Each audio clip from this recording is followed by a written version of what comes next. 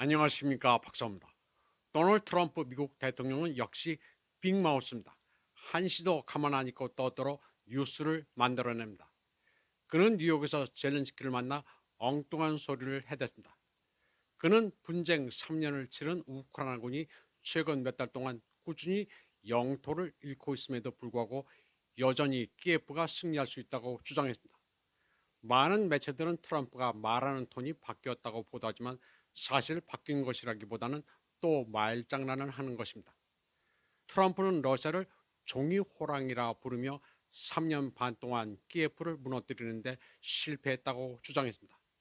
트럼프는 러시아가 분쟁으로 인해 큰 경제적 어려움에 처했다고 주장했습니다. 그는 젤렌스키를 만난 뒤 트루스 소셜에 길게 글을 게시했습니다. 트럼프는 EU와 나토가 계속해서 키예프를 지지한다면 우크라이나 전체를 되찾을 수 있는 위치에 있다고 말했습니다. 트럼프는 러시아가 3년 반 동안 목적 없이 전쟁을 벌여왔다면서 진정한 군사 강대국이라면 일주일도 채 걸리지 않고 이겨야 할 전쟁이라고 주장했습니다. 그러면서 이는 러시아를 돋보이게 하는 것이 아니라 오히려 종이 호랑이처럼 보이게 만들고 있다고 했습니다. 또 모스크바와 러시아 전역의 대도시, 마을, 그리고 지역 주민들이 이 전쟁의 실상을 알게 될 것이라고 말했습니다. 긴 대기줄을 뚫고 휘발유를 공급받는 것이 거의 불가능하다는 사실, 그리고 대부분의 돈을 우크라이나와의 전쟁에 쏟아붓고 있는 전시 경제의 모든 문제들을 알게 될 것이라고 주장했습니다. 트럼프는 우크라이나가 위대한 정신을 가지고 있으며 점점 더 강해지고 있다면서 행동에 나설 때라고 말했습니다. 트럼프의 계산은 뻔합니다. 그는 키예프에 대한 새로운 재정, 군사 지원책은 말도 꺼내지 않았습니다. 단지 나토가 원하는 대로 키예프에 무기를 공급할 수 있도록 하겠다는 것입니다. 미국이 나토에 무기를 팔면 그것으로 지원하든지 말든지 하라는 것입니다. 트럼프 대통령은 적어도 단기적으로는 전쟁 종식을 위한 직접적인 시도에는 일단 거리를 두고 있습니다. 또 젤렌스키에게 사실상 백지 수표를 주고 정보, 군사 훈련을 통해 키예프를 지원한 바이든과는 달리 트럼프는 선을 긋고 있습니다.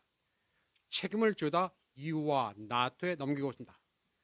그러는 사이 유럽연합은 무적행으로 빠져들고 있습니다. 그들은 키예프를 승리로 이끌 자원, 정치적 단결, 지구력이 없습니다. EU 경제는 인플레이션과 에너지 비용의 압박으로 신음하고 있습니다. 반면 러시아 경제는 아직 견조합니다.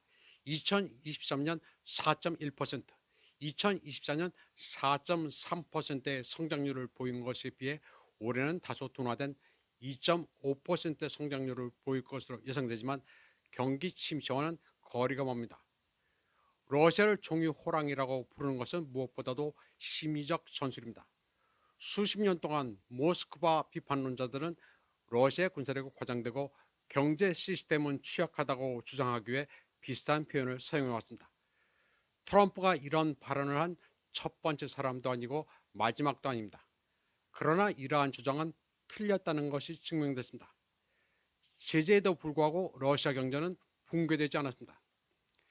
2022년 이후 러시아 경제의 임박한 몰락에 대한 예측은 반복적으로 제기되었지만 모스크바는 상황에 적응하고 무역 경로를 변경하며 광대한 천연 자원을 활용해 오히려 전진했습니다. 러시아의 임박한 몰락이라는 예측이 실현되지 않자 붕괴론을 계속 주장하기는 힘들어졌습니다. 한국에서는 무슨 박사라는 사람이 러시아가 100만 병력을 잃어 푸틴이 죽을 맛이고 러시아는 큰일 났다고 했었습니다. 그러나 지금은 갑자기 우크라이나보다 러시아를 택해야 한다. 전쟁에는 선악이 없다. 러우전을 다시 볼 필요가 있다고 떠듭니다.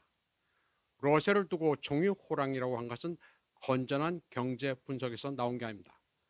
분석적 명확성보다는 정치적 목적에 부합하는 서사일 뿐입니다. 유럽 여러 국가에서 국방비는 증가하고 있지만 무기와 자원은 키예프로 흘러들어가고 있습니다.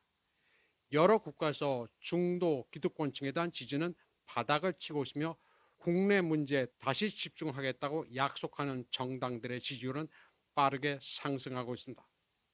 한편 크렘린 대변인 드미트리 페스코프는 경제일간지 RBK와 인터뷰에서 트럼프의 의견에 동의하지 않았습니다.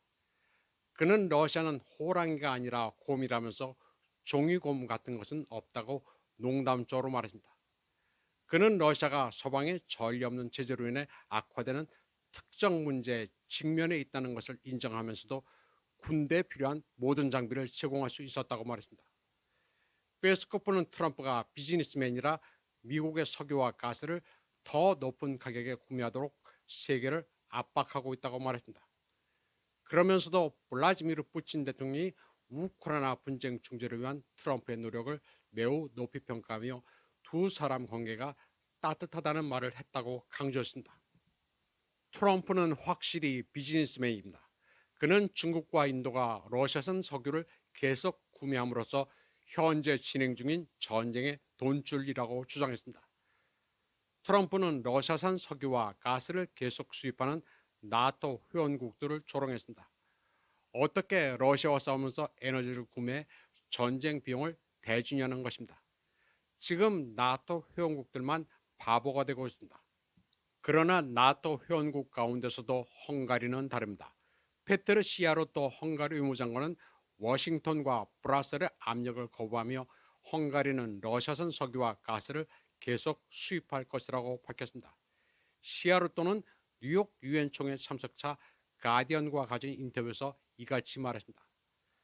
그는 러시아의 석유나 가스 공급 없이 헝가리는 안전하지 않다고 말했습니다.